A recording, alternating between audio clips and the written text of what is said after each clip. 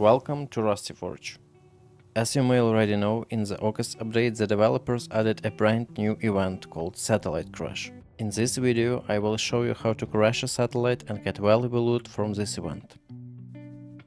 First, you need to send electricity from the power plant across the entire island. To do that, you need to use a green keycard to get inside the main building at power plant, and then place the required number of heavy fuses into the fuse boxes. After installing the first fuse, you will see one green light turn on the fuse box, and you will hear the turbines starting up. To begin the satellite crash event, you need to install enough fuses for all 4 green lights to turn on.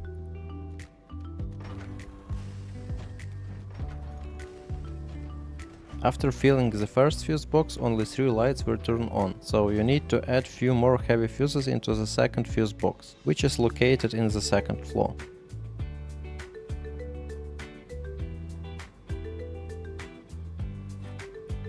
We installed 15 heavy fuses on the first floor and 3 more on the second floor, so you need 18 heavy fuses in total for the power plant to run at full power.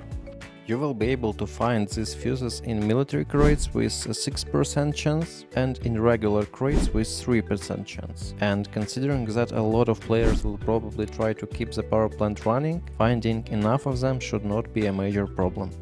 Next, you need to go to launch site. There look for the building with the Cobalt logo. Inside this building you will find the control room, and inside that room there is a terminal used to control the satellites.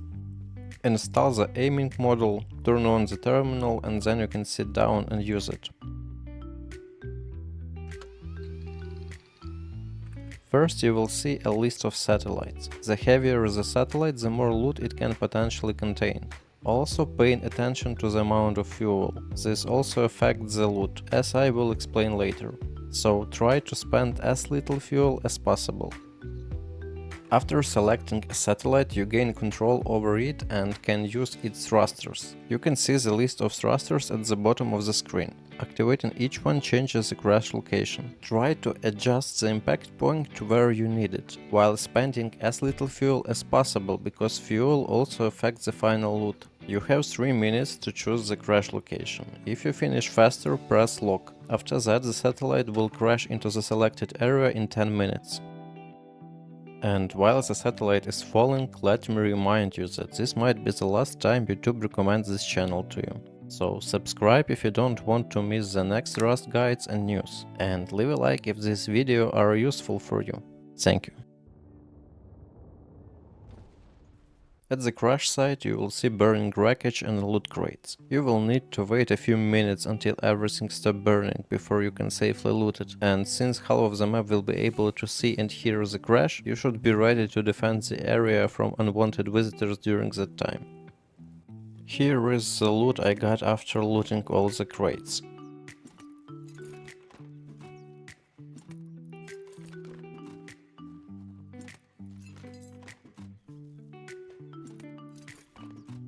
A lot of HQM plus some extra components.